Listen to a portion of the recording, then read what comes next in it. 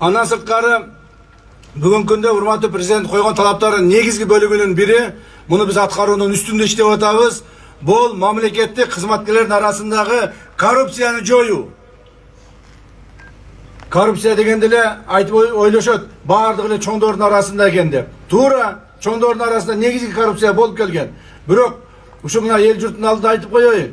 Көптөгөн коррупцияны өзүбүз чыгарабыз. Мына жергиликтүү бийлик органдары жерлерди сатуу боюнча, жерлерди мындай бир кымырып элге бербестен өздөрүнүн жакын туугандары аркылуу пайда көрүү боюнча мектептерде, керек болсо садиктерден бери коррупциялар кирип кеткен.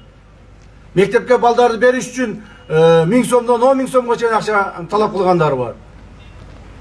Районолор, гаронолор жана башка мамлекеттик органдар баардыгыңарга дагы бир жолу эскертүү иретинде айтып коем. Урматтуу мамлекет кызматтын иштеген адамдар, кызматкерлер, коррупцияны токтоткула. Президентибиздин койгон тапшырмасы бар. Бул сөз менен айтылып калбайт. Мурдагы бийликтегилердей болуп сөз менен айтып кала берет экен деп ойлобогула. Аягына чыгарабыз биз. Аягына чыгарабыз. Так, коррупция менен күрөшүүнүн коррупция менен кандай күрөшсө болот? Ошол коррупцияны биздин Кыргызстаныбызда кантип жойсо болот? Бул методдорун биз баардыгын ойлоп чыгып, тапшырмаларды бердик. Демек, бул нерсени дагы аягына чыгарабыз. Президентибиздин биздин алдыбызга койгон тапшырмасы негизинде 2026 жылдын аягында коррупция менен күрөшүүнүн жыйынтыктарын чыгарабыз. Биз ошону кайсыл деңгээлге түшүрө алдык, же түшүрө алган жокпузбу деген. Ошондуктан ошого илешип калбагыла. Көптөгөн адамдар мына азыр чын айтыш керек, мен кайсыл жерге барсам артымдан чуркап жүрүшөт.